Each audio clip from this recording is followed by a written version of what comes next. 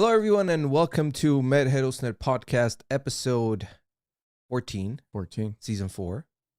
We are back. The episode that took forever to record. Yeah. Sorry, Yeah. I had to throw that out there. Yeah. It's true. So thank you, everyone, for joining us on YouTube, Facebook, and X. And to all of you who are listening to us on your favorite podcast platform, we appreciate you tuning in. It is Thursday, June 13th, 2024. I'm your host, Vic and Mike. As always, I'm joined by my amazing co-host, Mr. Mike Balian, where we discuss our great Armenian history, covering different eras, topics, and people. Please hit that like button. Make sure you're subscribed if you're watching us on YouTube or listening to us. If you are on Facebook, hit that like button. And if you're on X watching us, now, give it a thumbs up, like, share, let everybody know. If you guys like what we are doing here at the Mer Herosner podcast, please consider supporting the show by going to patreon.com/Mer Herosner. You guys will see the little QR code actually on the corner. There's always there. So you can go ahead and support us by becoming a patron. Today's episode will be covering the new inheritance of what would become the Cilician kingdom, and we will talk about the barons, the princes who ruled from around 1095 to 1199. So basically almost 12th century and the 12th century. And a little bit of crusade. Yeah, where at the end, Levon II, who was crowned as the first king of Cilicia, as King Levon I. So a lot to cover, and like you said, we'll cover a little bit of the Second Crusades. Later on in episodes, we will go back and talk about the First Crusades. So we got a lot to cover, cover. And this episode, we're going to be talking about, like I said, these barons and princes, whatever information we found. Some of them are short, some of them are detailed, but a lot of characters. Yeah, we're going to present what we could find from all the research. And I want to thank everybody who's been patiently waiting for a new episode. Time is it's been a little tough. It's been tough to put all the schedules together, and I know we keep saying it, but it really is with our personal lives. So we want to do this every week, but unfortunately, it's very difficult with the way our lives have panned out in a good way. So, but before we start, let's talk about announcements. To everyone who has messaged us, reached out, who has pre-ordered the Haik Nahapet sculpture, the latest update is that it is in production. We're expecting the first 10 of the white and the first 10 of the bronze, hopefully within the next few weeks, so we can start delivering those to those of you who have ordered. So thank you for that.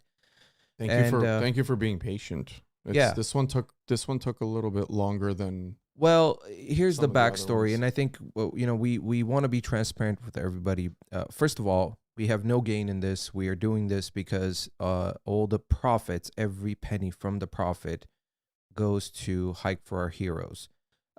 We did this to work with them because we help them with a lot of projects. We help them raise money. They do amazing work in Armenia, in all the rural villages, and because this piece it costs a lot of money to manufacture, and each piece takes a long time to make. The deal we had made in order to maximize the profit that we are going to give to Hike for Our Heroes, the deal was that we needed to basically sell 20 batches of each color. Unfortunately, which was the biggest disappointment, we couldn't find 40 Armenians who were willing to spend the $300 to fulfill this. So because we made the commitment, we had to go out of our pocket to pay for this production. And we still have, I believe, another 4 or 5 more of the whites that need to be completed, and then another 10 of the bronze. So again, we're out of pocket on this, and we're just waiting for it to be delivered to us so we can start delivering to those of you who purchased. And if you guys are still interested, right now you'll see the QR code. Again, go purchase it. Help us help Hike for Our Heroes. And that's the story of why this is taking so long, is because we were waiting and hopeful that we could have 40 of our brothers and sisters invest that $300 per sculpture to be able to do this. But unfortunately, we don't know what's going on. We are so divided. People care about other things. They rather spend $300-$400 on a bottle of whiskey or cognac to gift someone versus something a purse so special. Or purses start at $2,000. Sorry, I had to go there. Yeah, but anyways, we don't want to sound bitter about it. We're just disappointed that this is what we have to deal with. Moving forward, we want to mention again about the Vardavar festival that will be happening at Verdugo Park on July 7th. It will be from 12 to 6 p.m. And the flyer, as you see on the screen, we will be there. And we will be hosting a live show. We figured out how to get the internet, so we are good to go with that. We'll be live. Just don't make sure you don't water us. Throw water on the equipment. Yes. So, but come join us. If you guys follow Hike for Our Heroes on their Instagram, they do posts about it. And if you are going to be in the LA area, it's going to be a hot day. Bring your family, kids. There's going to be food. There's going to be music. The fire department's going to be there, who's going to have their truck and watering everybody. And there's going to be water available for you to, if you're going to bring your water guns or whatever, you should have access to water to be able to have fun. It's going to be a fun day. Yeah. And there's going to be live music, entertainment, dancing. It's going to be a really fun day to spend celebrating Vardavar. Now, I am so excited to announce about this, and I'm going to let you take over, but you were contacted by a gentleman from London. And, if you guys listen to us for a long time, and if you haven't, you go back to our episode 12, season 1, yes, where we threw out this idea where we were like, how amazing would it be if... Well, you did. You did. Doesn't matter. It's whatever. Us. Yeah. There's an idea out there. It was just a vision of how amazing it would be if we could create a virtual world of one of our historical timelines, and maybe in a video game format where people can go and there's a character but other characters are involved and they all have backstories and it's all based on true history, and you get to see the churches, the castles, everything. Yeah, rebuilt in VR, like let's say a hyper realistic experience for anybody. And so we just threw it out there, but funny enough, apparently this idea has been going around, and the gentleman in a different form. Yeah, and well, I'll let you take over from there. How about that? So like Vic was saying, we talked about how we wanted to do like a virtual reality experience with, like, if we were to rebuild Ani, and how cool would it be for somebody to like immerse themselves in, let's say, like, if any of you guys have played any of these hyper realistic video games where, there's like people walking around in the scene and whatever the case is, and you almost feel like you're there. Yeah. Right. If anybody's ever put on VR goggles, you would know that it's very immersive because it kind of makes you feel like you're literally doing whatever it is that it's leading you to do. Yeah. Anyway, so about a month and a half ago, I got contacted by an individual who's based out of London, but is Armenian. And apparently they've been working on this project, not in that form, this project called Kingdom of Ani. And so I got contacted by this individual and then agreed to have a conversation with him. And this could potentially be, and here's the kicker, the first major video game to come out of Armenia. From Armenia. This is not anything that's being published through any of the video game companies that, let's say, are big, exist here in the States or up in Canada, or the UK. So it's a very ambitious project, and I was insanely impressed with the depth of the project at the point that I was contacted, which was about a year after they had initially started it. Yeah. And there is, I'd say, about 30 or 40 people globally, including here in LA, the UK, Armenia mostly. And the cool thing is a lot of the people that are involved in this project are from Armenia, who have learned a lot of really cool stuff at the tech schools there, whether it be through Tumo or any of the other institutions that provide this kind of education. And they're good. Yeah. I've gotten to meet them. I've gotten to speak with them. Well, not meet them in person. Yeah, virtually. Virtually, through video conversations or vocal conversations. There's a lot of really cool stuff happening. And, look, I'm not going to toot my horn, but I need to put bread on my table too, right? But when I was approached and I saw the level that they've prepared so far, and they've gathered from... It's all volunteers. All volunteer work. And, amazing. And the level at which they've compiled information, whether it be through historical research from some of the Tangarans in Yerevan, Garadarans and whatnot, is kind of wild. I showed you a little bit of it. Yeah. And for me, I'm willing to put my free time aside to work on something like this. Yeah. It was almost like serendipity, to be honest with you, because we talked about it, and now all of a sudden something like this is actually happening somewhere in the world. It's a breath of fresh air to see Armenians taking this kind of initiative. Yeah. And I'm not exaggerating. Yeah. It's cool. So I'm going to be to conclude, I could go on and on about this. Yeah. And we'll do a special episode. We'll have the guys on. With some of the artists that are a part of this. I've already spoken to them, and they're more than willing to jump on and have a conversation about this, which is super cool. Yeah. And it's also even cooler hearing about their backgrounds and how there's people that are in the architectural industry, and there's people that are in the 3D art, 2D art world, or even fine art world, and even individuals who are kind of like involved in some of the newer tech, like they really know what they're doing with some of this new AI stuff and whatnot, right? Yeah. It's kind of wild, like the team that they've built and how everybody's engaged in doing this without any of this. Yeah. At least for now. Well, like I said, the small amount of that you've shown me, I was blown away, and I am excited. I can't wait. We both grew up as, video game players and especially Assassin's Creed, which being history buffs. So we're excited. The QR code on the screen is to their Instagram. This is Kingdom of Ani.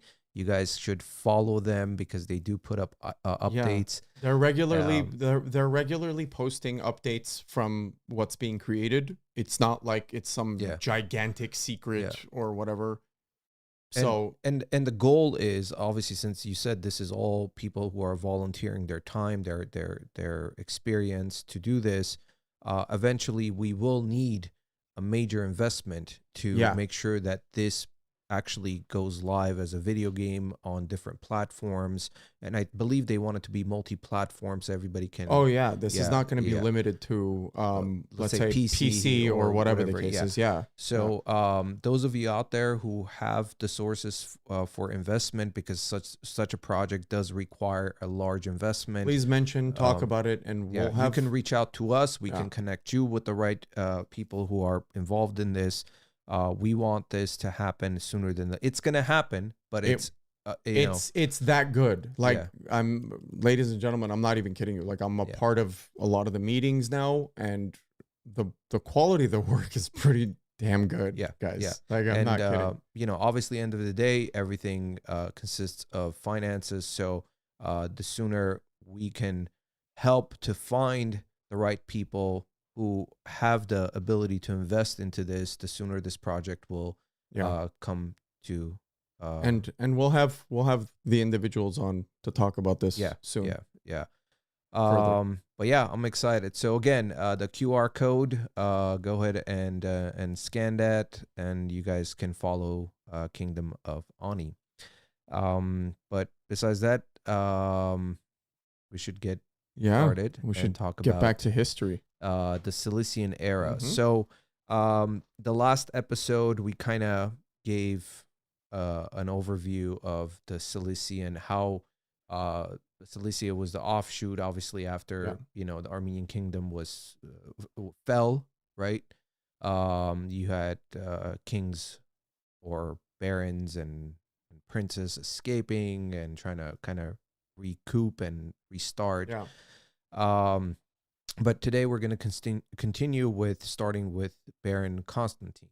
So now, I don't know if you knew, but according to Matthew Vadessa and Sambat Sparabed, Constantine, son of Reuben, was identified as a prince under King Gagik II, or some sort of a military commander for the king's clan in exile.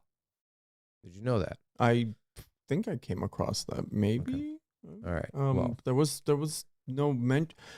But wait, there was no mention of when he was born, though, right? Yeah. Not exactly. So it seems he was born sometime between 1035 and 1040, making him way too young. No older than 10 at the sacking of Ani, which was in 1045, to serve in Gagik's army. Like it was just he would have been too young. Yeah. But I mean, how did he end up serving king though? So this is what we found out. So after years of loyalty and service by his supporters, the adult Constantine eventually got his chance to serve the king of Cilicia. Varam even described him as a valiant and magnanimous prince who fought many battles, conquered forts, and was honored by the Franks. That must have put him at odds with Alexios Komnenos, if I said that correctly. Komnenos is basically the name given to a Byzantine Greek noble family who ruled the Byzantine Empire between the 11th and 12th centuries. Especially being named Margrave and Count when the Byzantines wanted the crusading Franks' loyalty. Franks, for anyone that doesn't know, were basically like of the time period, the French. All the Franks. Yeah, exactly. Now, Constantine was seen as a usurper by Byzantium, but as an ally by the first Crusaders. He had the Armenians of Cilicia. He and the Armenians of Cilicia didn't hesitate to help their new allies, even supplying provisions during the siege of Antioch in the winter of 1097. I can imagine his help did not go unnoticed. No, not at all. In gratitude, the Latins sent Constantine valuable presents, made him a marquis, and conferred on him an order of knighthood. Oh. Yeah. But did you know he died around 1102, leaving behind a significant legacy and two sons, Toros and Levon, who we will talk about. So apparently his death was marked with some sort of peculiar sign from heaven or something like this, right? It was, something about the meat on a silver plate, follow me here, suddenly moving away and hiding among the poultry. Sounds like a wild mushroom trip to me. And as an omen of his impending death. How would that... So meat hiding in among poultry. Maybe it was like a thing of that time period. Meat hiding among, so the meat wrapped. So it says something about meat on a silver plate, suddenly moving away and hiding among poultry. So if I guess was seen as an omen. Okay, what I'm imagining is if whatever that meat is, it could be sheep, it could be whatever, and then poultry. I don't know. Whatever. Yeah. So well, to add to that, he was buried in a church called Castellon, reposing in Christ with his father Reuben. His rule had a lasting impact, especially in the Taurus mountain region. Mm-hmm. Yeah. So that's pretty much Taurus Mountains is, I believe, I'm southern Turkey. Yeah, southern Turkey. If anyone's familiar with the geography, it's like almost middle of Turkey, yeah, but southern. If anyone's familiar with the geography, recently that big earthquake that happened in Turkey, in Gaziantep, Antep, the Taurus Mountains are around that region. Very true, very true. But that's pretty much all there was about Constantine. We tried to find more in depth, but unfortunately this is from the numerous books, everything we compiled this from numerous books, and this is all there was about him. It's unfortunate. Like I wish we could do one episode just about Constantine, but there isn't any information, guys. These are just small writings, and it's unfortunate, and I hope maybe it's hidden somewhere and we just don't have access to it. But the Vatican Library. Yeah. So now let's talk about Prince Toros, who was the son of Constantine, Prince Toros I, who lived from 1099 to 1129. So Mike, short period of time. Yeah. So Constantine died in 1102, as we mentioned, and as an Armenian Christian leader, he was pivotal in helping the first Crusades maintain the siege of Antioch until it fell to the Crusaders. His death left two sons, right, Toros and Levon, in to inherit his legacy. So before we move forward, let's talk about the siege of Antioch. Because this is a very important stronghold city at the time, especially during the Crusades. And I'm sure if anyone remembers any lines out of the movie Gladiator, the city of Antioch was actually mentioned in numerous scenes in that movie, which one of my dated favorite movies. Yes, which dated back, the movie time period dated back to ancient Rome. So very important city, port city, that's located in modern day Syria today. So the siege of Antioch was a crucial part of the First Crusade, spanning from 1097 to 1098. The Crusaders, aiming for Jerusalem, faced two sequential sieges there. Initially, they besieged the city, which under Seljuk control from October 1097 until June the next year. Then a Seljuk army tried to reclaim it, but after 3 weeks of probably back and forth, the Crusaders emerged victorious over the Battle of Antioch. Antioch was strategically vital. It sat on the Syrian coastal mountain range, controlling access to Palestine. I read that Seljuk governor Cilician even started stockpiling food in anticipation of the attack. Interesting name. Very Cilician. Cilician. Yeah, very interesting. But the G has a asterisk on top. I don't know if there's a way. I don't know how that. I know that's a Turkish G. It has a little thing on top of it. I don't know how to say that, but. The Byzantine walls made the city nearly impenetrable, but the Crusaders had no choice but to lay siege due to its strategic importance. And the siege itself was apparently documented to be extremely brutal. The Crusaders arrived on October 21st and managed to fend off a sort of sortie by the garrison in December. So a couple months, more or less. But the resources were so scarce that they had to move forward up, I guess maybe upfield or whatever the case is, which left them very vulnerable to ambushes. By the end of December, they even defeated a relief army from Damascus. Damascus was at the time one of the more important, if any of you guys know your history about the Crusades, Damascus was an insanely vital part of everything that was happening from the north and south, traveling between the Knights Templars and the Crusaders, the Christian Crusaders, and the Muslim, whatever. Yeah, you want to call them. I'm not going to say the other words. Anyway, so the harsh conditions led to severe starvation, which was well documented with the Crusades, because you're talking about marching through deserts, and then you're going through snowy mountains at some points, and now we're talking about what, December?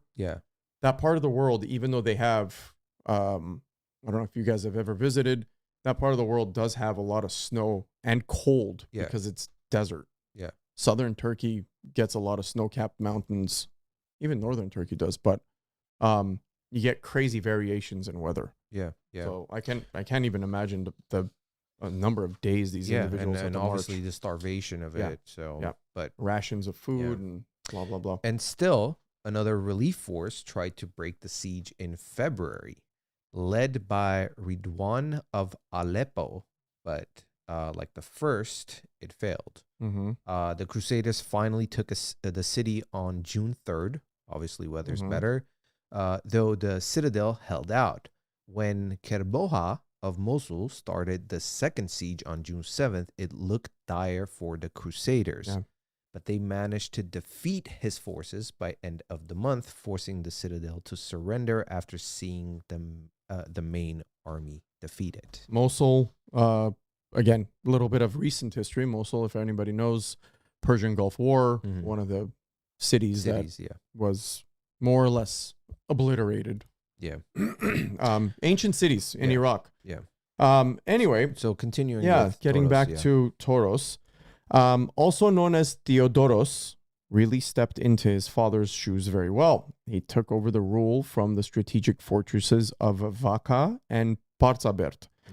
By 1107, under the influence of Tankred, who we'll hear quite a bit of, and the Latin advance across Cilicia or Cilicia, Toros pushed along the Pyramus River, capturing Anazarba and Sis from Byzantium.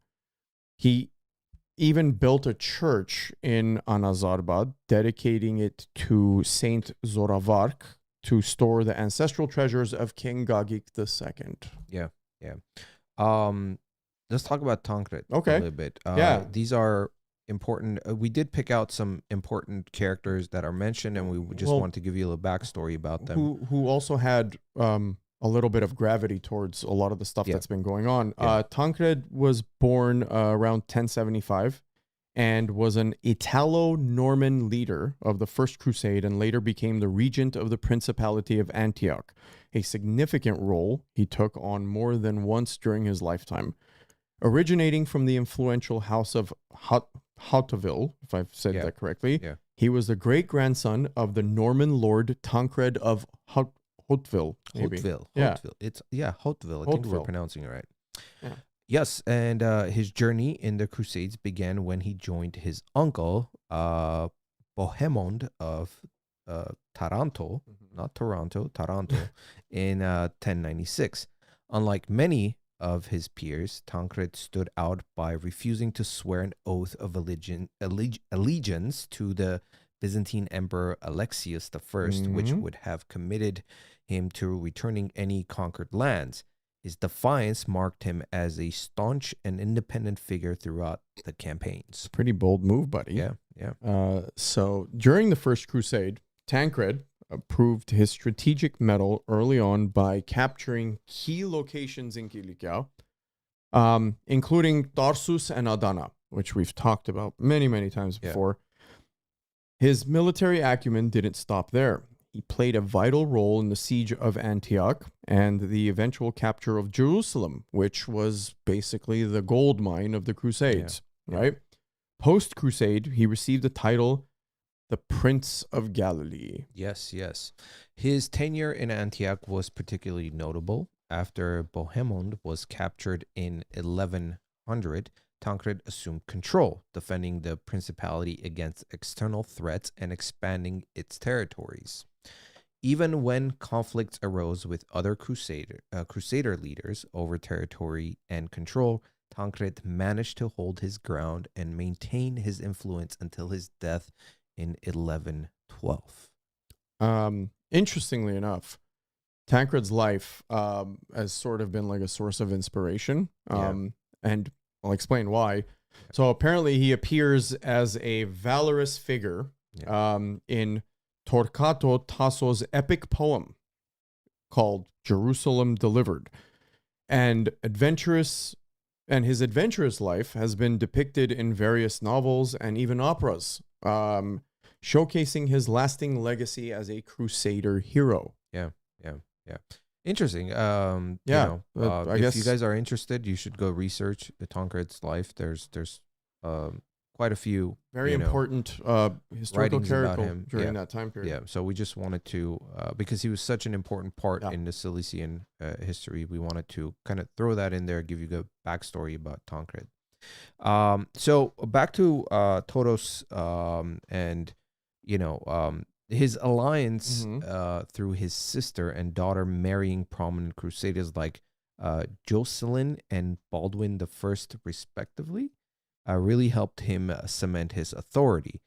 But he constantly faced threats from the north, with nomadic Turks causing a lot of trouble.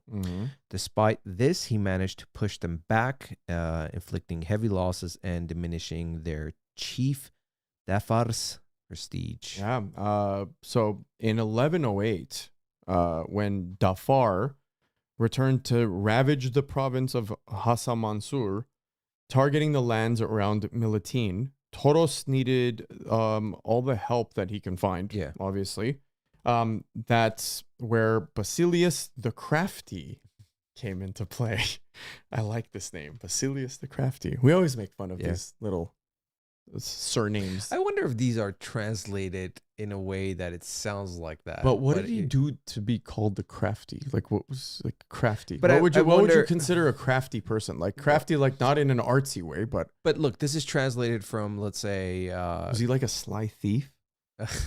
I don't know, but what I'm saying is, like, the word crafty is obviously translated, from Greco-Roman or whatever language they were speaking. So I'm sure when it was in that language, it sounded cooler than Basilius the Crafty. I don't know, man. It sounds like, I feel like he's got freaking like glue and stuff and putting things together like crafty. It sounds like a really cool hot glue.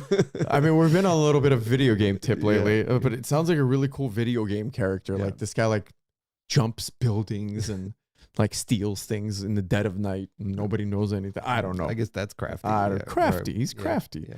Anyway, governing near Marash and Kasun with his brother, General Shahan, Basilius, the Crafty, managed to strategically divide his forces into four, trapping Dafar and achieving a crucial victory near Harthan Castle, freeing a lot of Armenian captives. Yeah. And Toros seemed to catch a break for a few years, enjoying his triumphs from his fortresses. But peace was short-lived. In 1111, Malik Shah of Iconium attacked, and during the battle, Toros lost two of his trusted commanders. His brother, Baron Levon, infuriated by the loss, led a brutal counter-attack that drove the Turks into retreat. That just shows that even if you might be, underpowered, I guess, or you don't have undermanned. The passion of the younger brother went, you know what? I don't think so, and was able to drive the Turks into retreat. I do thoroughly enjoy. That comes from resilience and unity. Absolutely. And this is what we draw parallels with current situations that are happening. Unity, and again, with the current situation, I'm sure those of you are following what's happening in Armenia. The division is ridiculous, and that is the downfall of everything that's taking place. Again, we've talked about how many times have we talked about internal affairs are what kicks off a collapse of anything. Yeah, but the point is, when we're talking about this historical and we're reading these and sharing it with you guys, is for you to understand that there were times where Armenians unified, and when we are unified, we are a force, and nobody can stand in front of us, and we can achieve what we want. And when I say that, we're not a brutal civilization. We're not a brutal people. We've always been peaceful, and we are the ones who always been attacked. We never went and conquered. We just wanted to be left alone within our lands and have a peaceful life. And but when they attacked us, we united and went and fought for our freedom, our country, our kingdoms. So based on what you're saying, the enemy knew that about our people throughout the centuries. So how do you weaken a strength like that? right? Yeah. You plant agent provocateurs. Yeah. And Yeah. who knows? We don't have those kinds of details, but I can only imagine that Yeah. there were some things done to cause division amongst same people, Yeah. right? Yeah. Anyway, we should talk about Malik Shah a little Yeah, bit. yeah, just yeah. for people to So, understand who he was. when Malik Shah took over, there was no one on the throne for 3 years. That was after Kilij Arslan, the first, died in 1107. Really? Yeah, Where was Malik Shah during all the time? I know.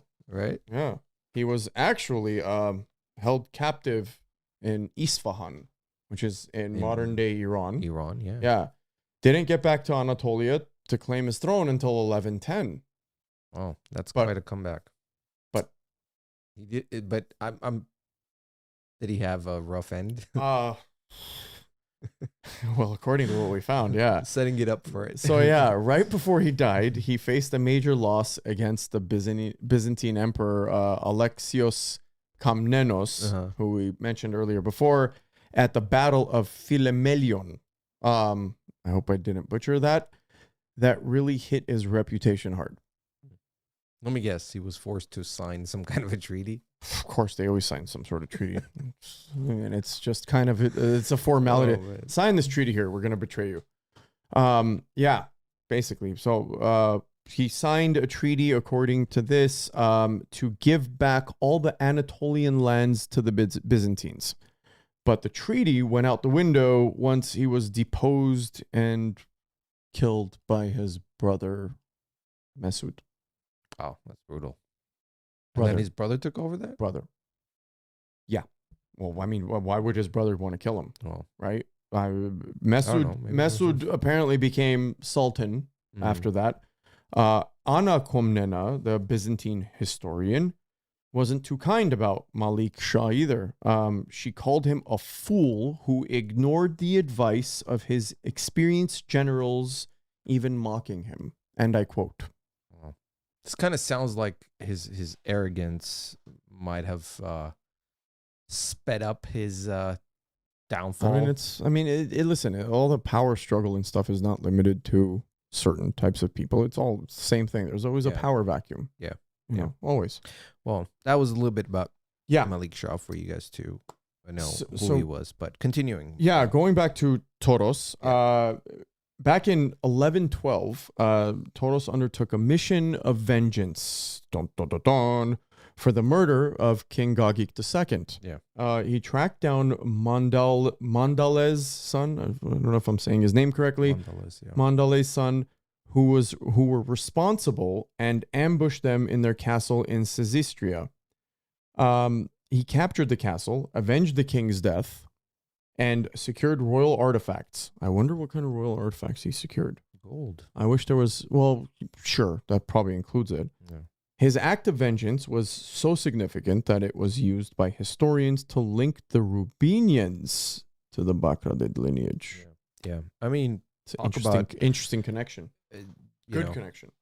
Obviously, King Gagik II murder was, he was the last Armenian, the kingdom of Armenia, Yeah. So Toros obviously still had that. He had to do something about it. Of course. And good on him for that. And amidst all this military campaigns, the church was also in turmoil. After the death of Patriarch Barsech I, Grigor III Palavuni, just 20 years old, was named the new patriarch. Despite his youth, he was celebrated for his piety and intelligence. Even the people acknowledged him, sending him a pontifical scepter and a gown as a sign of honor. A lot of nice gifts, huh? Yeah. So, Basil of Ani.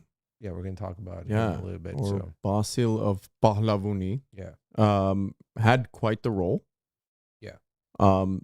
Serving as the Armenian Catholicos or Catholicus of Cilicia from 1105 until his death in 1113. Mm-hmm. He was Gregory II's nephew. Yeah. As you know. Yeah. And Gregory II really shifted things by moving to Tarsus. It was kind of far from Armenian cultural heartlands that the Eastern Armenians felt they had no pontiff. Yeah, but according to the information we found, Gregory had a plan. So he set up Barser, his nephew, as bishop in Ani. Yeah, placing your pawns or pieces. And later got him elected as pontiff. It's quite a position.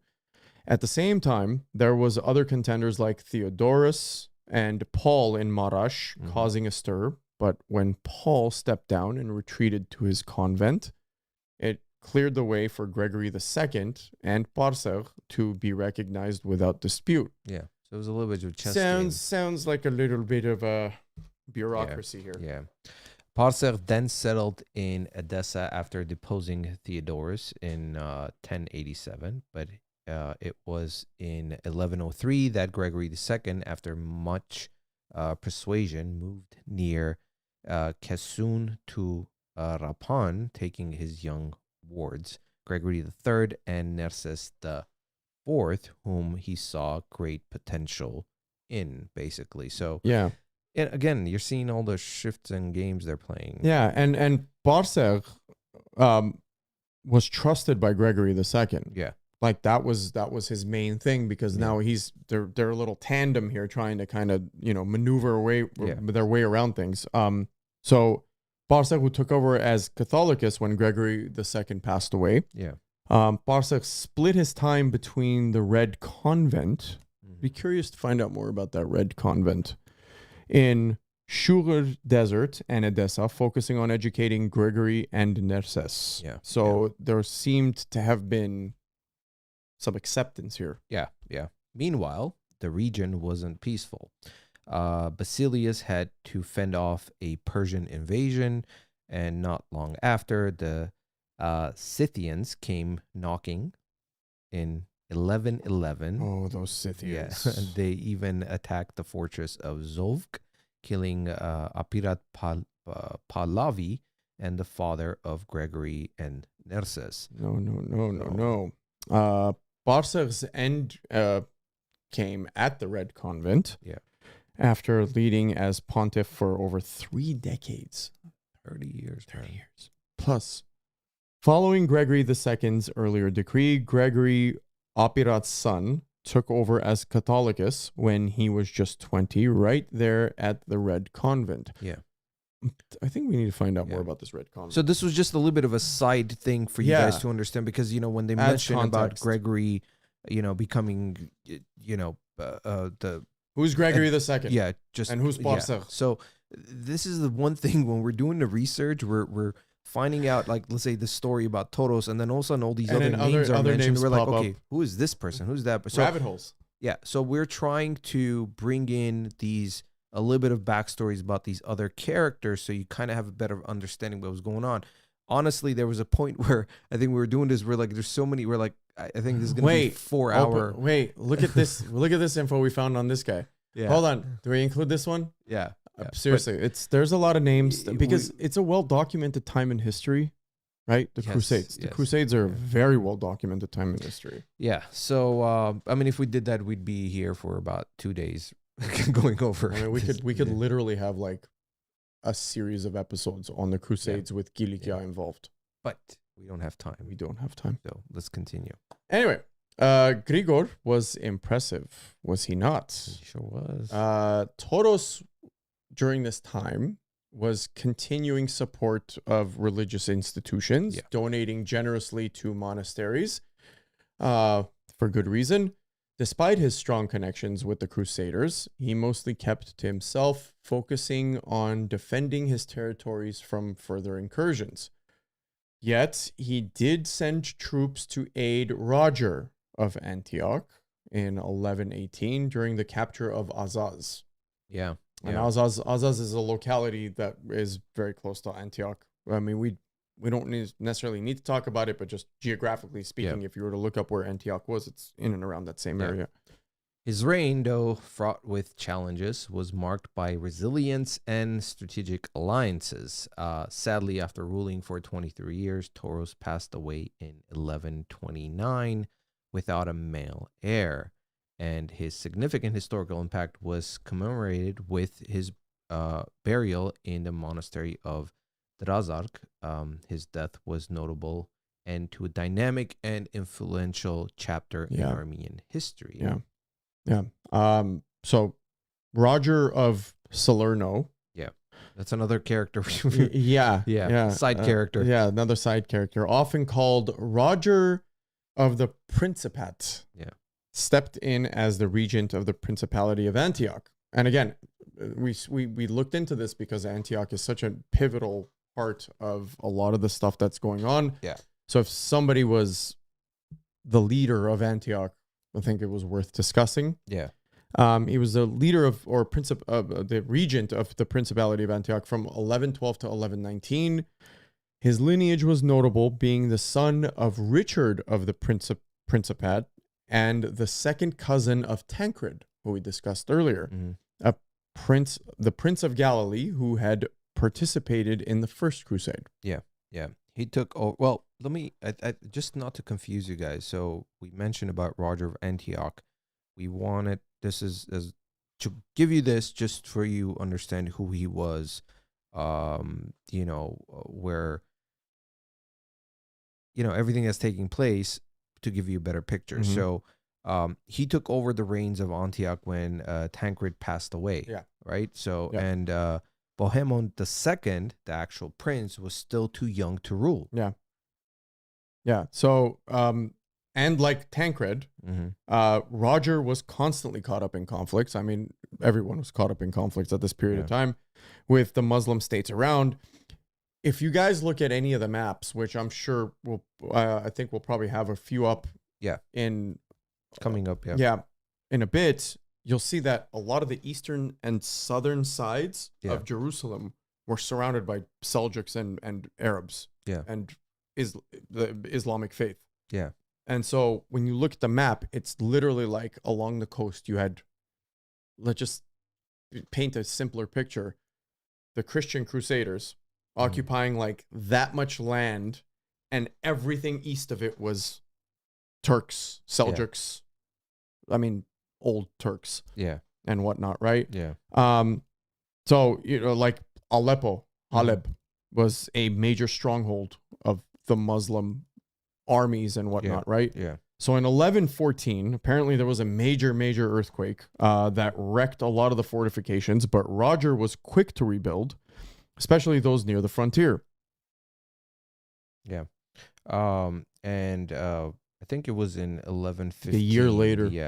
When Roger really proved his mettle at the Battle of Tel Danith by defeating I can't wait till you say this name. Bursuk ibn Bursuk. Like I said, I can't wait till you say this name. Say it again. Bursuk ibn Bursuk. There we go. Yeah. All right. And that turned out to be a victory, but it put a lot of pressure on Haleb or Aleppo. That they sought an alliance with the Ortokid Emir El-Ghazi by the next year. But in 1119, when El-Ghazi invaded, Roger didn't wait for the reinforcements from Jerusalem or Tripoli. Decided that despite the patriarch's warnings, Tripoli is a little ways out from that region, which is interesting. And that led to the Battle of Agar Sanguinis, or the Field of Blood. Right? Yeah. I heard it was pretty devastating. Yeah, it was. Defeat for Roger. So apparently numbers were recorded with this battle. It was a very tragic battle, apparently. He fought with 700 knights, 3,000 foot soldiers, including 500 Armenian cavalry. It's a lot of people. Yeah. Almost all of them were killed. Yeah. Roger included. El-Ghazi's forces then scattered to loot the land, as they probably should have in that situation, rather than marching on Antioch. After that, Baldwin II of Jerusalem had to step in and take over the regency. Yeah. Roger was also, I mean, interesting enough that Roger was also linked to Cilicia of Le Bourg, right? Baldwin II's sister. Yeah, they were married but didn't have any children. His time as regent was recorded by his chancellor, Walter. And interestingly enough, Roger left a mark on numismatics as well. You mean the coins he minted? A lot of coins. Yeah, exactly. Right. That's what if you guys didn't know, numismatics is the practice of collecting coins or minting coins, right? Or both. He issued 3 unique copper coins. Some depicted the Mother of God, Orans, and others showed the miracle of St. George and the dragon. Made him the first to feature that on any sort of coinage, apparently, which is interesting, right? Yeah. Considering the Far East. Yeah. Quite a legacy for someone who ruled for less than 7 years. Yeah, he did a lot. Well, coins last. Yeah. Humans don't. I wonder if our friend has coins from that. Yeah, Joseph, yeah. Speaking of which, really quick plug. Joseph Sarkisian, if you guys have seen him on our show, he's having a art show on June 22nd. I'll be posting, or we'll be posting some more information about that. If you guys are guys are into Glendale area, artist. Yeah, he's got some really cool stuff. Guy has an unbelievable coin collection. He's actually let me hold his actual Tigran Meds coin. Yeah. Not the one we held at the museum. That was a. He actually has one. Yeah. And he's having an art show, so we'll have some more information posted about that for you guys too. All right, guys, we're gonna take a quick commercial break, and then we'll come back and continue with Baron Levon the first. So we'll be Baron Levon. Baron Levon. So we'll be right back.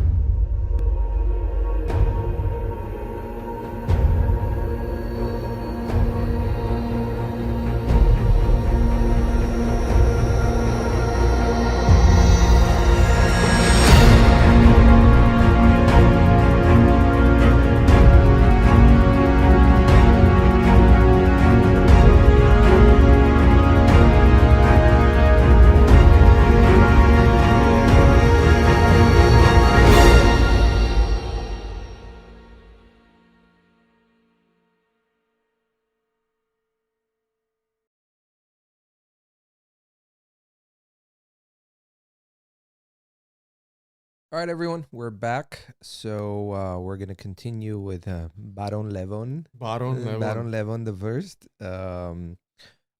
So Mike, when you look at the strategic maneuvers of Baron Levon before Zengi took over Edessa, you will see that despite the surface level good relations with Byzantium and his recognition as Sebastos, yes, Levon was pretty cunning, exploiting the tensions between Byzantium and the Frankish principalities. Yeah.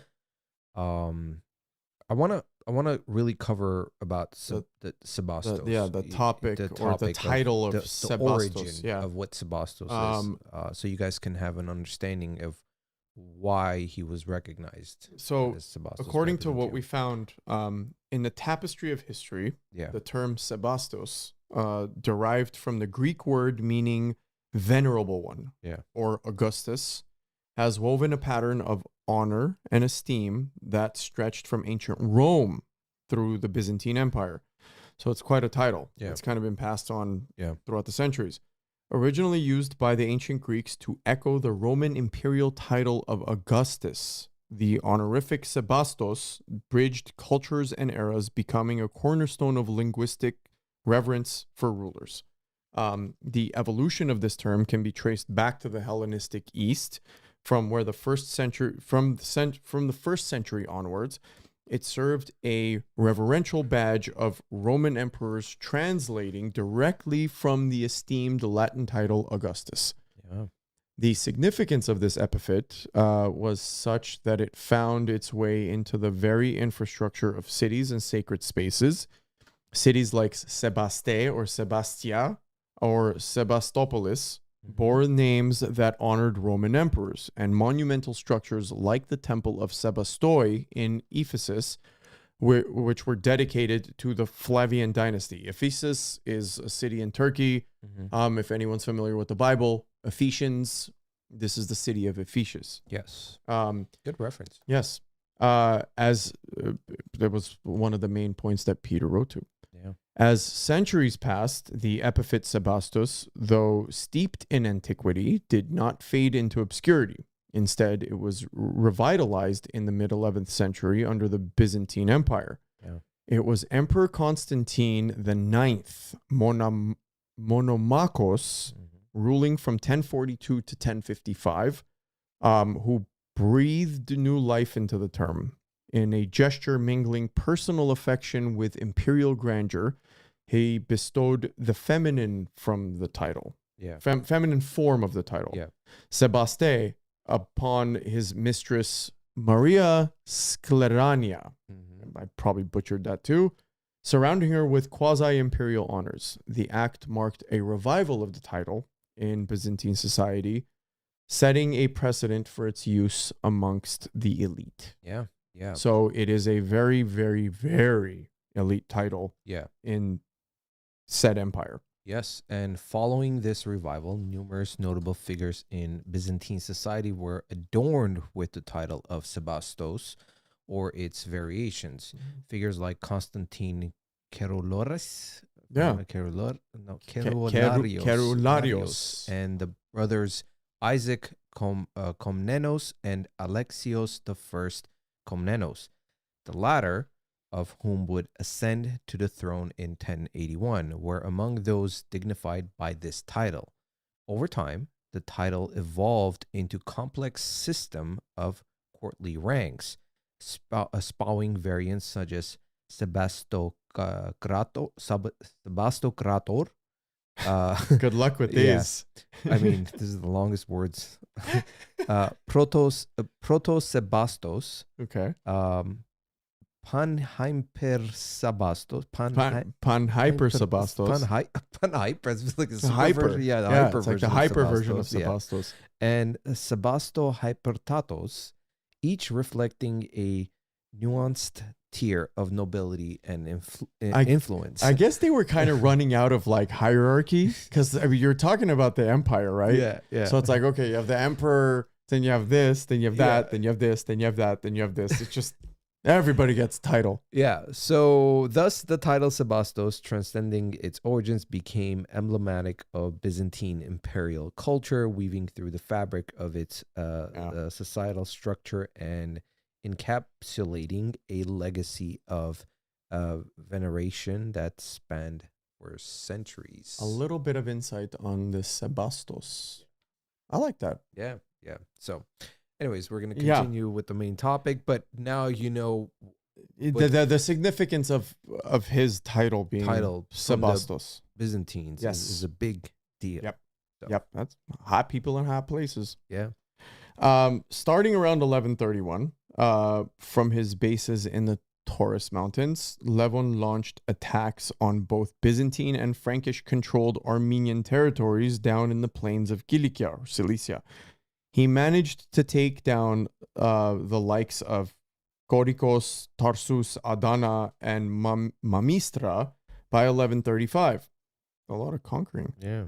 His timing was impeccable, taking advantage of Byzantium's distraction with Zengi's threats and the weak Frankish rule in Antioch. We're going to talk about Zengiz Yeah. real quickly. Yeah. His ambitious moves didn't always pan out, though.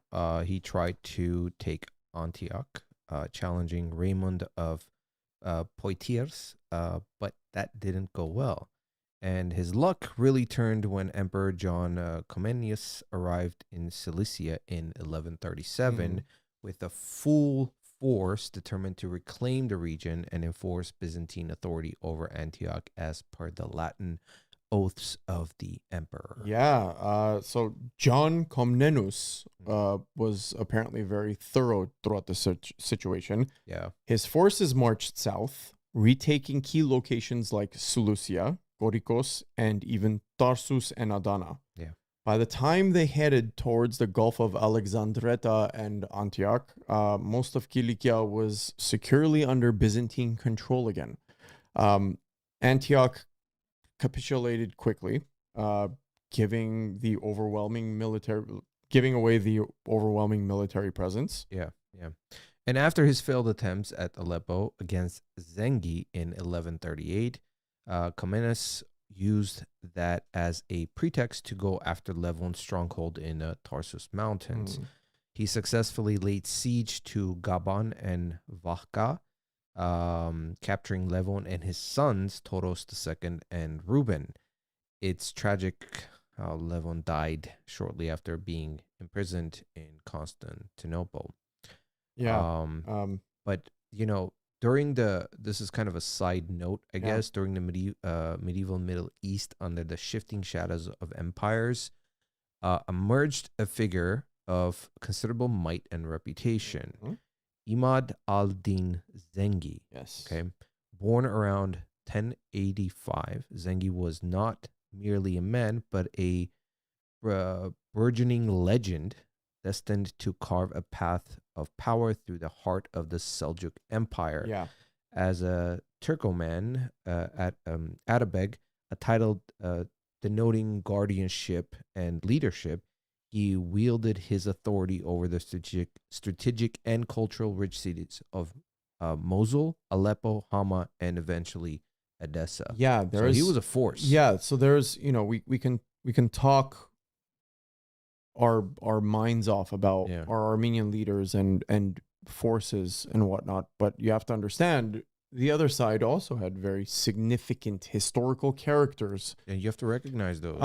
That maybe, let's say, I want to call it mainstream history or history books don't teach. Yeah. Where there were individuals throughout this time. I mean, God, you have to understand the Crusades lasted for so long. Yeah.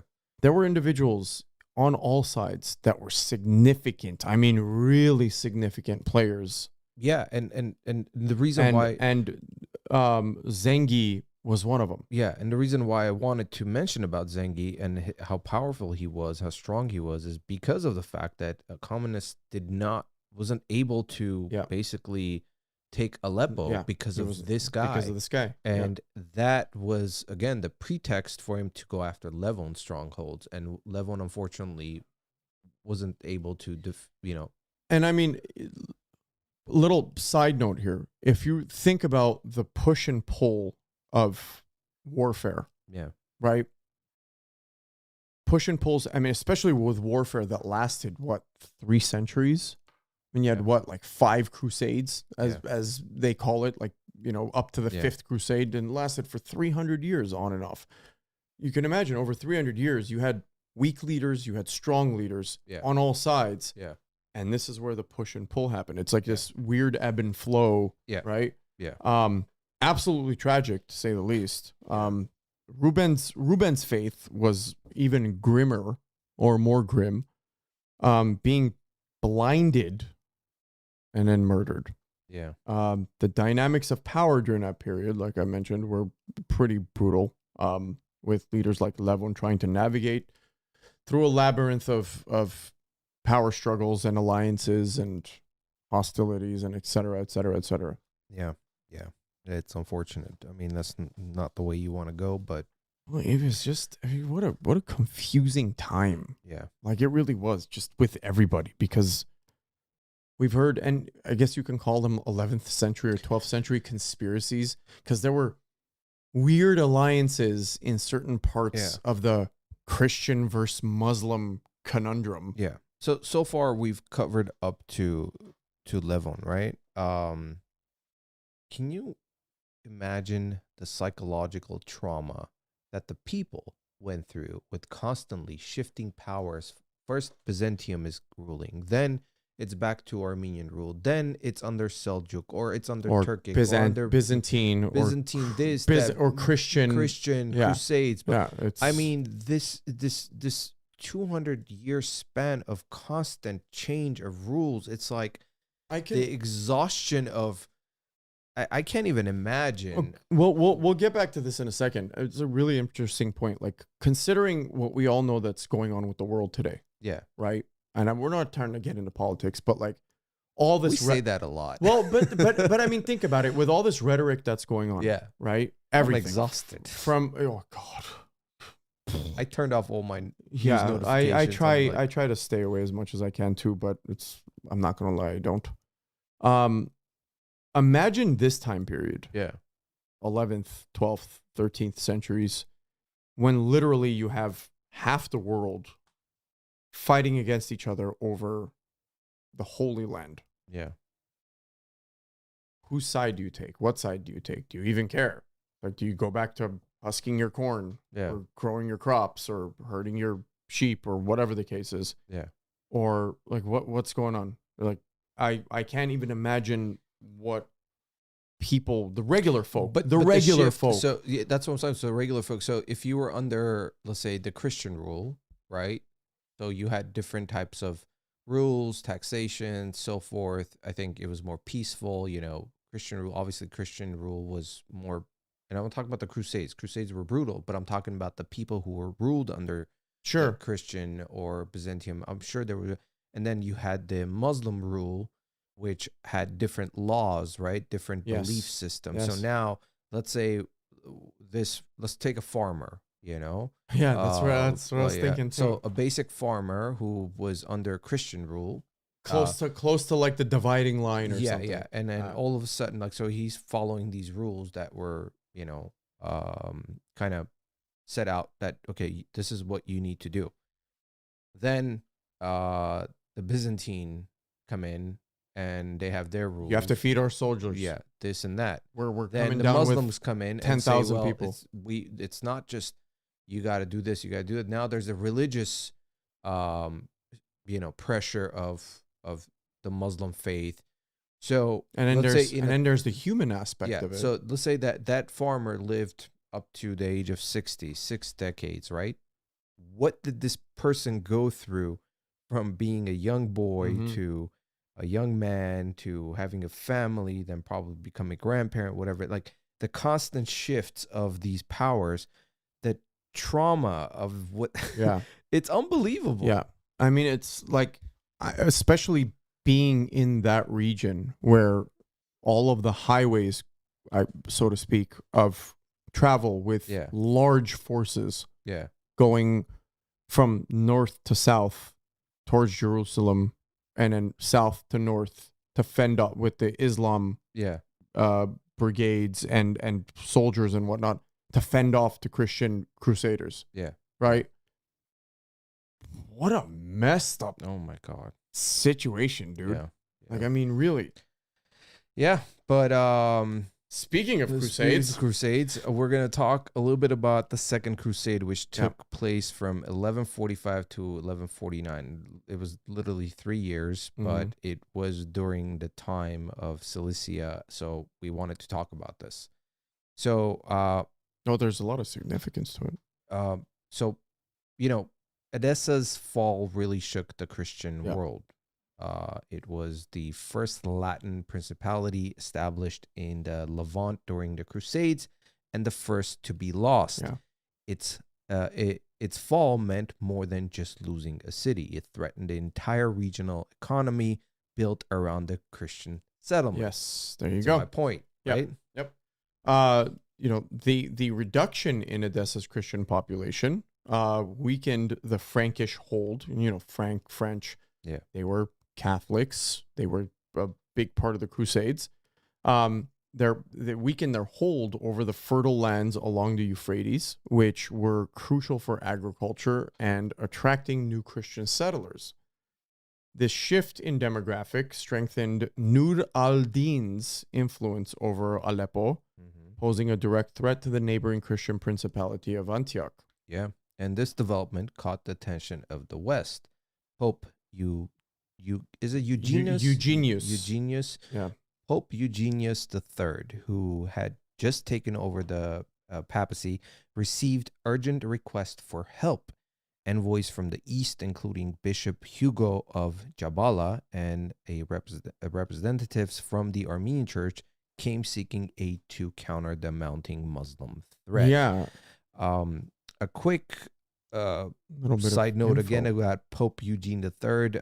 In the mid-12th century, Pope Eugene III, born Bernardo Pignatelli,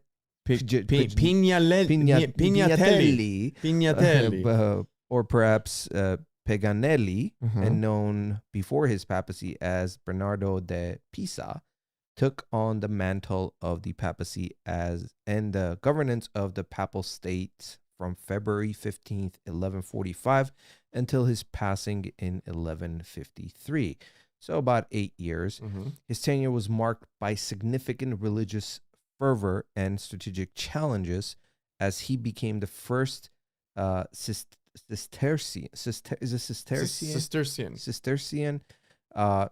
to ever rise to the papal office. Cistercian. Is that like Sicilian, I guess? Or where's Cistercian? I didn't even do research on that. No, we didn't. Sorry. Yeah, we didn't touch on this. I should have even looked. Cistercian? Cistercian almost sounds like a city or region or something like this. I don't know.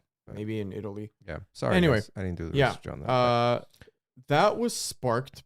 That's what sparked, more or less, the Second Crusade. Yeah. Declared by Pope Eugenius in 1145, the bull, and I'll get to that in a second, he issued, called upon the French kings and nobility to defend their ancestral lands, as is the case with any push to march forward. But it was also a broad call that ended up diverting resources and focus to other fronts like Spain and North Africa, where local crusades were fighting, or crusaders were fighting against heathens and heretics. Now, it still exists today, the same papal bull, or the bull, as I mentioned. Basically, the papal bull is an official document or decree issued by the Pope. Yeah. That's what it's called, the papal bull. Yeah. The leader of the Catholic Church. This type of document is used for a wide range of purposes, including formal proclamations, the establishment of new dioceses, appointments of new bishops, and various doctrinal pronouncements. The term papal bull comes from the Latin word bulla, which refers to the lead to the lead seal used to authenticate the document. The seal, traditionally affixed to the document, serves as a symbol of the authenticity or authority. Over the centuries, papal bulls have played a crucial role in governing the administrative and spiritual affairs of the church. Yeah, yeah. So when a papal bull is called, basically, it is like, guys, huddle around. Yeah, we need to talk. Well, while all that papal bull stuff was happening, Manuel the First Comnenus was busy with his own problems in Byzantium too. Instead of focusing on Edessa, he launched a preemptive strike against the Seljuks in Asia Minor. His concern was maintaining authority over Byzantine territories closer to home rather than risking a defeat that could undermine his position. Yeah. Yeah, the military campaigns of the Second Crusade were pretty much disastrously executed. Starting from the Easter 1146, King Louis VII of France and Emperor Conrad III of Germany basically spearheaded and led the forces through Europe. Conrad's forces were decimated, destroyed in Asia Minor, or modern-day Turkey, while Louis's troops suffered similar fates. The coordination was poor, and strategic objectives were more or less close to zero. Yeah. In Ephesus, after suffering severe losses, Conrad fell ill and had to return to Constantinople, leaving Louis to push forward alone. But he faced the same dismal outcome as Conrad. When Louis reached Antioch, there was hope he'd lead a new offensive against Nur al-Din in Aleppo to relieve pressure on the northern borders and possibly start the recapture of Edessa. Instead, the Crusaders leaders changed their focus to Damascus. Yeah. So they did a little bit of beeline there. During crucial meeting in Acre in 1148. Acre, for anyone that doesn't know, was also a major port city along the coast of Syria that the English had a very strong hold on, the English Crusaders throughout the 10th, 11th, 12th centuries. Yeah. It's spelled Acre, but it's pronounced Acre. They decided to attack they basically decided to attack Acre instead of Edessa, which was the original reason why they wanted to do the Second Crusade, right? Yeah. The siege of Damascus quickly faltered and failed, leading to further demoralization and disarray among the Crusader ranks. Yes. And by the spring of 1149, after Conrad had left, Louis VII also headed back to France, concluding a crusade that failed to address the very reason it was called. Edessa's loss remained unavenged, I guess you can call it, and the strategic objectives of the crusade were left unmet, highlighting the significant failure in leadership and planning. Sounds like the plan ahead. Well, sounds like if you really think about it, sounds like Pope Eugenius had blood on his hands. Yeah. He put out an outcry. Yep. Rallied 2 nations at the time to march down, completely unprepared. Yeah. It was rushed. Absolutely massacred just because, I mean, sure, motivational speech, but to what end? I mean, that's why it lasted barely 3 years, and unfortunately a lot of losses. I mean, I don't want to get into like conspiracy theory talk, but if you really think about like what was the Catholic Church really thinking at the time? You just send possibly hundreds of thousands of people to death, almost impending death, because you had some sort of agenda, maybe. We don't know. Like, rush it, boys, let's go. So that was a quick kind of a recap of what the Second Crusades were about, that took place during this time in Cilicia, while we had all these princes and barons who were ruling Cilicia, but it was still not a kingdom. So we're going to talk about Toros II. He was known as the Great, who lived from 1145 to 69. Unlike his father, Toros managed to survive his imprisonment in Constantinople and made a daring escape in 1143. Actually, I should say he ruled from 1145 to 69. He fled to the island of Cyprus, which was under Byzantine control at the time, aboard a Venetian vessel, and then found his way to Antioch. From there, with a few loyal companions, he was guided by the Syrian priest Mar Athanasius through the night to a safe shelter by the river Pyramus. Yeah, interesting. He got a little bit of help, escaped, right? Yeah. So after crossing the Amanus range, Toros reached the mountainous strongholds in the Taurus Mountains, where he began to gather a new following. So this guy must have had a pretty decent voice, to say the least, right? Yeah. He forged a strong alliance by marrying the daughter of Simon of Raban, a vassal of Jocelyn II of Edessa, strengthening his ties with the local nobility. Now, a little bit of information about Jocelyn II. Yeah. Very interesting. Yeah. Jocelyn, typically known to be a French name. Yeah. Right? French men's name, usually, but I think it's unisexual Yeah, name, but if yeah, I'm not mistaken. Jocelyn II, who passed away in 1159, was the fourth and final ruling count of Edessa. He inherited the title from his father, Jocelyn I. I guess that goes without saying. And his lineage included noble blood through his mother, Beatrice, who was the daughter of Constantine I of Armenia. Yep. So you see, there's a lot of really kind of crazy royal connections here. People in high places throughout the Crusades, and where there were certain strongholds and alliances, right? And I know we talked about that with Gevorg in one of the episodes in the past, about the Armenian presence during Cilicia. Yeah. And not necessarily in Cilicia, but certain alliances that were made through marriages to the Franks, to certain nobility from Europe. Yeah. Right? Very true. We had mentioned that. And that was a big role during the Crusades. Absolutely, because we helped a lot of the Christian Crusaders, and he even mentioned a lot of the Muslim Crusaders. That is true. Yeah. That is so true.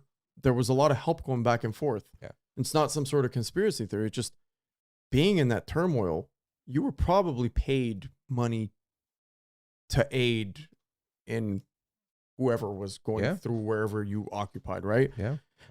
As the last count, Jocelyn II's tenure marked the concluding chapter in the history of the county of Edessa, a significant Crusader state. Yeah. Yeah. So there you go. Beatrice. Ties. Yeah. The Beatrice. daughter of Constantine I. Yes. Beatrice. Yeah. Constantine of Armenia.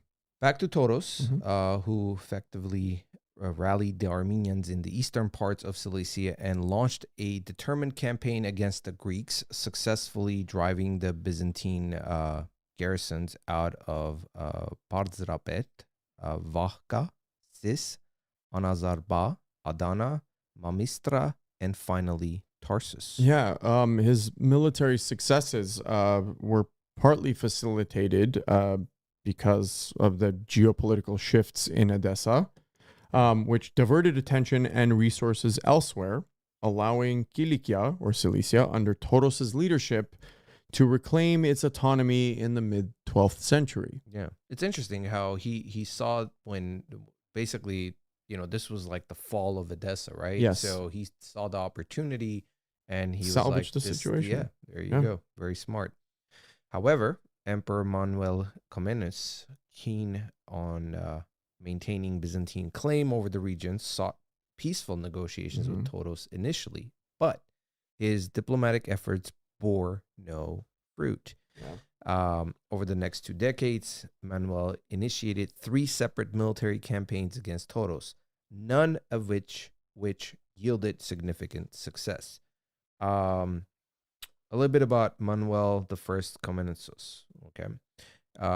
Born November 28th, 1118, and passing on September 24th, 1180, was a pivotal figure in Byzantine history, known also by the Latinized name Comnenus. Comnenos. Comnenos. Is it Comnenos or Comnenos? It's okay. Let's call it Comnenos. Comnenos, and honored with the title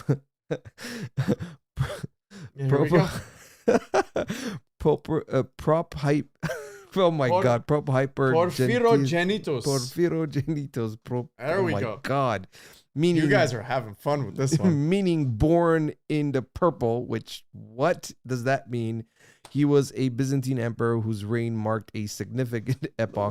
Well, purple is a royal color. Yeah, born in the purple, that's probably why they, Yeah, I know, but born in the purple of what? It was a purple sky or, Anyways, in the life of the empire, during his time on the throne, the Byzantine Empire experienced what is often considered the last flowering of the Komnenian restoration. This era was characterized by a remarkable resurgence in military and economic strength, alongside the flourishing of cultural vitality.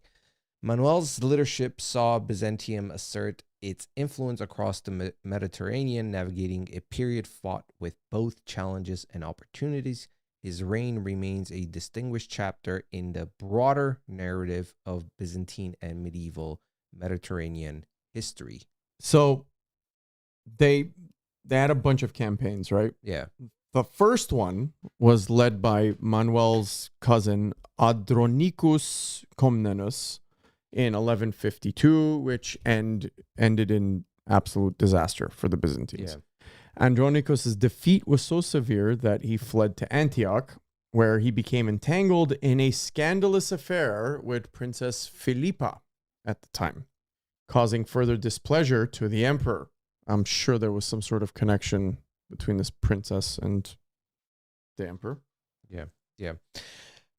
In the meantime, Toros, displaying a keen sense of statecraft and unity among Armenians, arranged a strategic marriage between his daughter and Hetum of Lampron, a member of a rival Armenian faction, and even returned half of the ransom money to Hetum's father as a gesture of goodwill. Yeah. He was faced with continuous failures, to say the least. Manuel tried a different tactic by instigating the Seljuk Sultan of Iconium to attack Toros in 1154. What a scoundrel. Yeah. Despite the provocation, Toros, with the aid of the Knights Templar, see, look at that connection, successfully repelled the Seljuk forces. Now, can you imagine him like riding down with the Templars? The Knights Templar. Yeah. Now, we've all heard some things about the Knights Templars. There's some good things and some bad things. Yeah. Conspiracy things and things like that from the distant past. But it's really still fascinating that Armenians had wheelings and dealings with the actual Knights Templars. Yeah. It's fascinating. Yes, it is. Now, the death of the Seljuk Sultan shortly threatened thereafter led to a change in leadership, with his son Kilij Arslan II taking over. The new sultan, seeking stability, quickly established a friendly relationship with Toros, culminating a peace treaty in 1158. Another one of those peace treaties. Yeah. You get a peace treaty. You get a peace treaty. Despite these setbacks, Manuel, now desperate, sought help from Reynold of Chatillon, the ruler of Antioch, promising him financial rewards. Reynold's failure to make progress against Toros, however, led him to align with Toros instead, jointly raiding Cyprus and severely undermining the Byzantine authority over there. Yeah. It shows, right? In response to these provocations, Manuel launched his second military campaign against Toros in 1158. The guy just wouldn't give up. Nope. Managing to recapture much of Cilicia, but failing to secure a mountainous region. A subsequent peace treaty mediated by Baldwin III of Jerusalem forced Toros to pledge loyalty to Manuel, though he was allowed to retain some territories. All right, here's some movie stuff. Baldwin, if I'm not mistaken, did you ever see the movie Kingdom of Heaven? It was about the Crusades. Thing was in it. Orlando Bloom. I think I have. It was a long movie. It was almost like a 3-hour film. They made it right after Troy. Remember the Brad Pitt movie with Troy, which was a great flick. Okay, I very soon after, but I remember it was a movie called Kingdom of Heaven. I want to say sometime, maybe anywhere from like 2007 to 2010. I don't know. Okay. I don't know if you guys want to check it. It was a good movie, long movie. Mm-hmm. If I'm not mistaken, the king on the Crusader side was Baldwin the III or Baldwin the IV, the guy who wore a mask. Okay. And I gotta go watch that now. It was a great movie. It really was Okay. a great movie. It was just a little long. I remember him, and I remember the movie, he- but I don't remember the He wore all specific- white and he had the silver mask on. Yeah, He was yeah. either Baldwin III that we just But mentioned. didn't he have some kind of a disease? That's why he had the mask on? leprosy. Yeah. He had leprosy. Yeah. How the Okay, heck wow. do I remember that? It's coming to me now. Yeah, It's he had coming to me now. leprosy, Yeah. so he had like stuff growing on his face, Yeah, so he yeah. had to cover his Yes, face with like a yes. mask. Yeah. Yeah, so it was either Baldwin III or Baldwin IV. Okay. I think it was Baldwin III, if I'm not mistaken. But anyway, check on that. But it's Alright. interesting. We're talking about him, and that was the historical character in that film. We should do a live movie night. Air the movie and Oh watch God! it Okay, so imagine with we our audience. Kingdom of Heaven night, guys. Just stay put for 3.5 hours. We can pause it for back. Come on, man. All right. Okay. Anyway, so the fragile peace was soon disrupted when Toros's brother, Baron Stepan, continued his hostilities against Byzantine forces, leading to his tragic death during a banquet in Tarsus. Yeah. Another banquet story, very Game of Thrones-ish. Mhm. In retaliation, Toros, alongside his other brother Mele, launched widespread attacks against the Byzantine garrisons. What a name. Mele. Mele. But, tragic death during a banquet. Yeah. It's The- was it what is like it a called? common The red wedding? Yeah. Just full of movie references today. Yep. Yeah. Another round of negotiations ensued, felicitated by Jerusalem, leading to the replacement of the hostile Byzantine governor with Constantine Koloman. Yet, by 1168, Manuel, obsessed with asserting control over Cilicia, led his third and final campaign into the reign. Jeez, this guy just... No, he wouldn't He stop. was obsessed. I don't know if he was in love with one of the women there or... crack what the- addict. It's kind of like I must have Cilicia. I need more, man. I need more. Yeah. Anyway, so Koloman's limited successes during this campaign ultimately forced Byzantium to renounce its claim to direct control over Cilicia, settling instead for recognition of Byzantium suzerainty from Toros, who continued to rule the region until abdication in favor of his young son Reuben, under the guardianship of the regent Thomas. Yeah. Toros's reign, marked by military and diplomatic victories, significantly blustered the Armenian presence in Cilicia, setting the stage for his successors to consolidate power and navigate the complex political landscape of the region as the Third Crusaders approached. Yeah. And so begins The the story of Levon I. A kingdom is born, and Levon II, who was crowned as King Levon I, who ruled from 1199 to 1219, which is 20 years, basically. So, Mike, Levon II's ascension as the first king of the Rubinian house marked a turning point for Cilician Armenia. As the son of Stepan and the great-great-grandson of Reuben I, his adept navigation between the Pope and the Emperor significantly boosted his political stature. Yeah, you got the Pope and the Emperor. Yeah. You're doing good. His leadership caught the attention of German Emperor Frederick I Barbarossa, who, on the eve of the Third Crusade in 1189, promised Levon a royal crown in exchange for his full support. You are correct. Unfortunately, Frederick's untimely death shifted the monumental task to his son, Emperor Henry VI. Levon's not to be mistaken by any of the kings Henry of the UK or England. Levon's influence was so notable that it even drew direct attention from the highest ecclesiastical levels, including Pope Clement III, who wrote urging Levon to assist the Crusaders in achieving their sacred goals. Yeah. As we mentioned before, the Armenians of Cilicia were a vital bridge to the Crusades. this like it.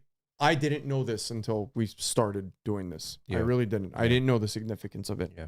And I know how big of a fan you are with the Crusades. Oh God, and, I love the Crusades. I think just discovering all this information has really just opened our eyes to what took place.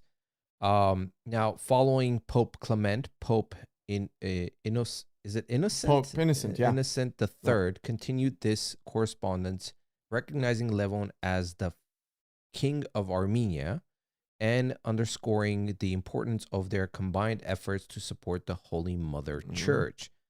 These letters from the two succession popes underscored Levon's disproportionate political influence, given the,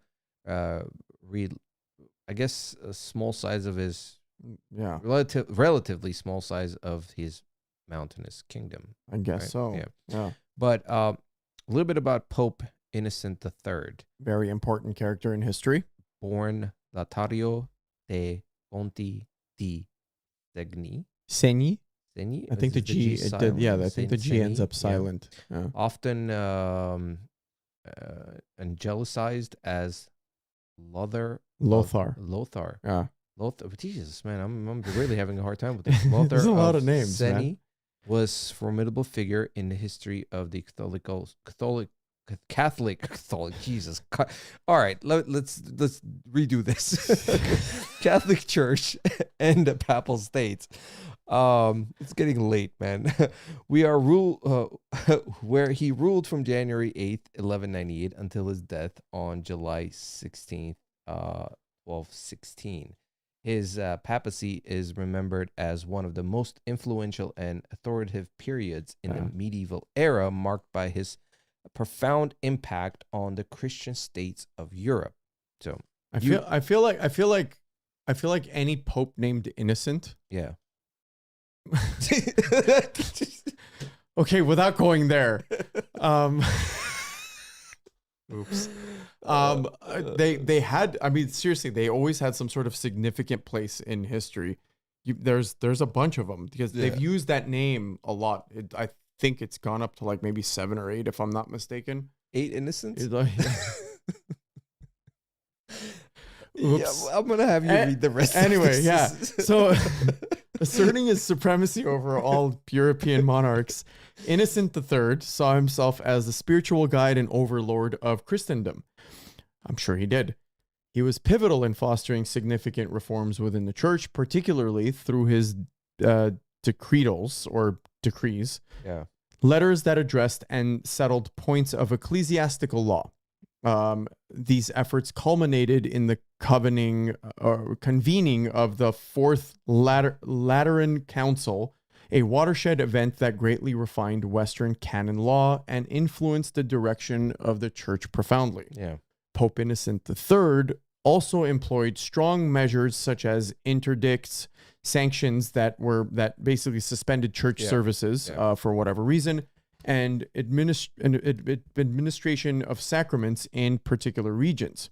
It's kind of like a little powerful move, if you ask me, to compel obedience from from princes that didn't obey. That's basically what sacraments meant. I'm not even kidding you. While not always successful, these strategies underscored his commitment to asserting papal authority and enforcing church decrees. Talk about fascism in a sense. I mean, seriously. I mean, it sounds like it, right? It's like, hey, I am sacrament, decree, whatever. I am the ruler. I mean, we all know that's how they were. At least the popes were. His tenure, characterized by both spiritual and temporal influence, left a lasting legacy on the governance of the church and its role in European political affairs. Yeah. I mean, he was an interesting character. Well, not just him, like throughout all the innocents. All the innocents. Up to the 8th. Yes. What's his face? The crafty. The crafty. The crafty. He's long gone, bro. I know, man. We need the crafty. Yeah. But anyway, like back then, if anybody knows like the basic portion of history, with the papacy, if the king and queen wanted to get a divorce, they had to get the approval of the pope. Yeah. The pope was the supreme leader of everything. was the be all end all of any decision made, even over kings and queens. And if a king or queen undermined that authority, oh boy. Aren't you glad we have separation of church And state? Yes. Yeah. Oh my God. I mean, I think, dude, it's a good point. That's probably why the reason why it was brought upon. I mean, listen, it's one thing to be a believer and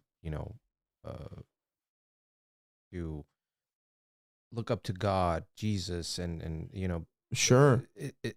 But for someone have to an entity to use the fear of, if you don't do it like this, then they are just that. Like, I'm not going to get into like crazy talk here, but like the papacy is exactly that. Like there's if anyone knows a little bit about the Bible, there's nothing in the Bible that says, in my absence as God, there will be a person who wears a long hat and a white robe that will speak my word. No, there isn't. Yeah. Not just speak the word. And rule exactly by telling you, if you don't go through and me. This isn't my version of knocking Catholicism at all. It's not just Catholicism. This individual kind of this position became the supreme leader, if you will, throughout European history for centuries. Yes. You know.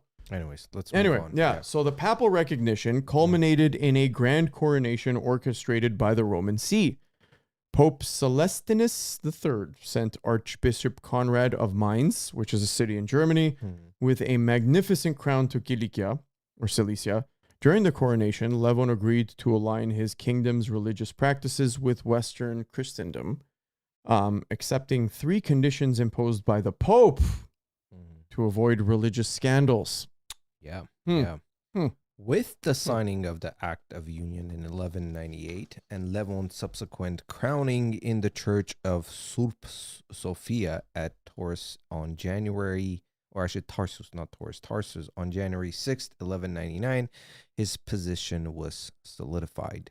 This event was not just a political formality, but a significant ecclesiastical alliance, fostering closer ties with the West and ending Cilicia's ambiguous connection to Byzantium. Yeah, during his 2-decade reign, Levon was often referred to as Levon the Magnificent, which we've discussed in a very long ago episode. Yes, he was magnificent. Recognized for his military, political, and economic successes.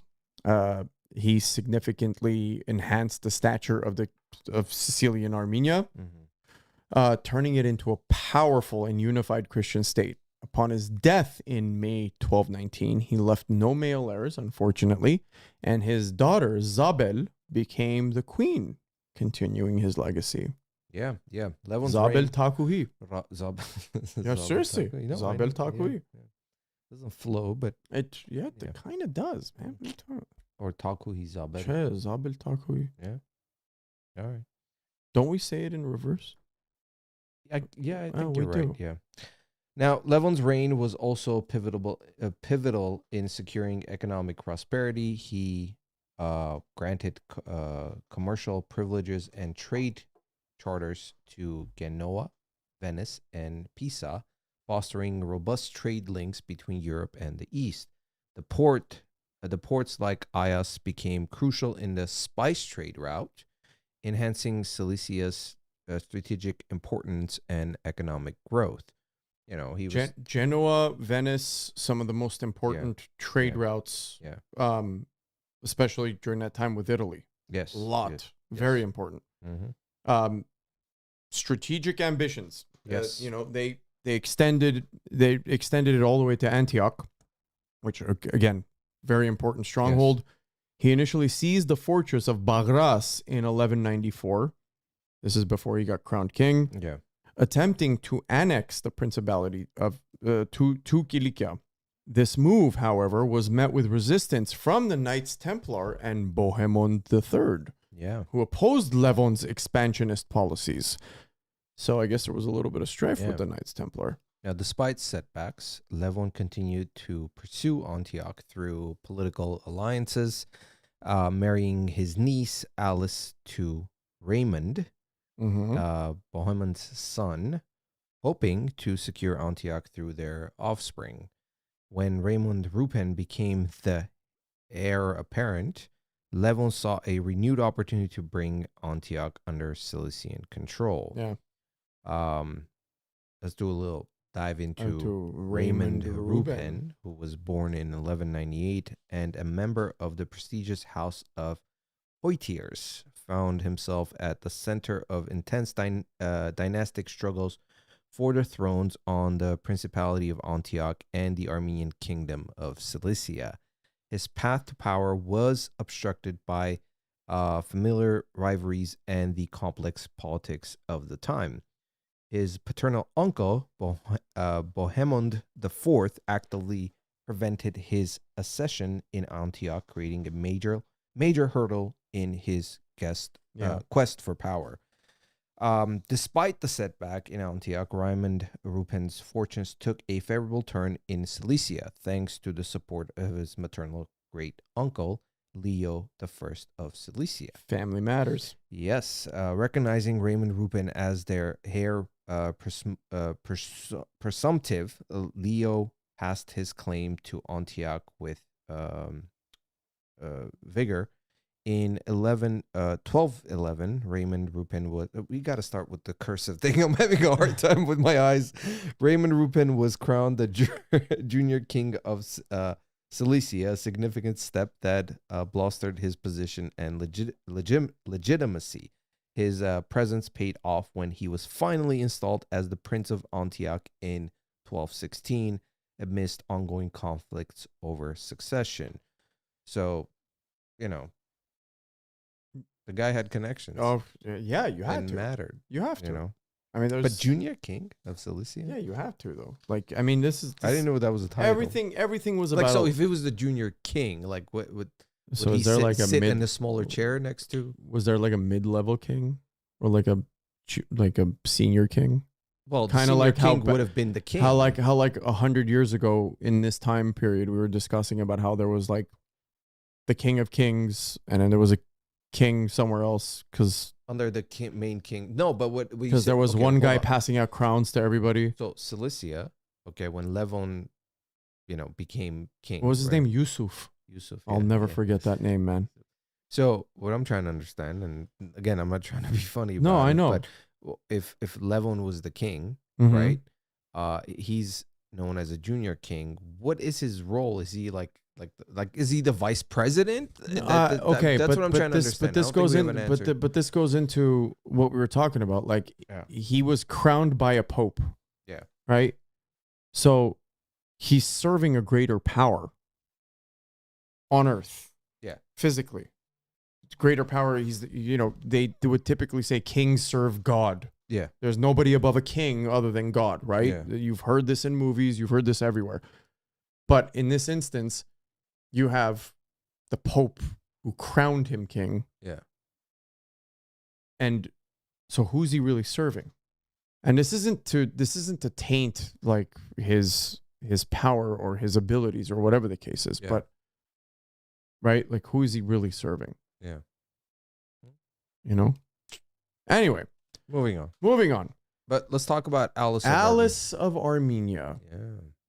Born in 1182, emerged as a notable figure in the complex political landscape, as we've discussed, of the medieval Middle East. As the eldest daughter of Ruben III, Prince of Armenia, and his wife Isabella of Toron, Alice was not only positioned as the Lady of Toron, but also bore the significant heritage of potential claims of the Armenian throne. Her tenure as the ruling Lady of Toron spanned from 1229 to 1234, a period marked by her assertive governance and diplomatic acumen. Mm-hmm. Alice's life was intertwined with the intrigues of regional politics, significantly influenced by her marriages, which were strategic alliances that extended her influence and status. Smart woman. Alice married 3 times. So I rest my case. With her second marriage to a noble of Tripoli, elevating her to the rank of Countess of Tripoli. Yeah. It was from this union that her children were born, ensuring the continuation of her lineage and its entwined claims. Yeah. I'm sure there were some issues there. Through her life's transitions from a princess to a countess, and finally as the ruling lady of Toron, Alice demonstrated the resilience and adaptability required of someone in her royal position. The legacy of Alice of Armenia extends beyond her death, which occurred sometime after 1234.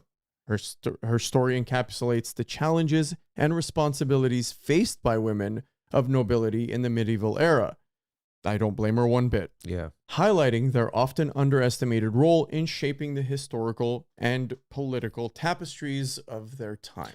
You know, we don't talk about enough with the women, the roles they had, because there isn't too much information. Like, this is such a short, but it's pretty good to the point of. No, what I'm saying, but listen, obviously this is bullet points of who she was, what happened, how important she was, right? So what I'm saying is, like, there are plenty of other women who were, you know, the queens or the princesses or whatever that did. These women just weren't sitting there and knitting, you know? No, these women were like no. doing political moves. You know, they had a significant, but that's what I'm saying. They're never talked about. Women raise empires and they also make empires fall. Thank you. But what I'm saying is, like, it's sad that we're talking about, like, you know, the birth of a new kingdom with them, but throughout this whole 200 years that we just kind of like covered, there isn't much about the women that were involved and what a significant role they had. Do you remember the story of Cleopatra and Mark Antony? Yes. Yes. I mean, that's just one example. Yeah.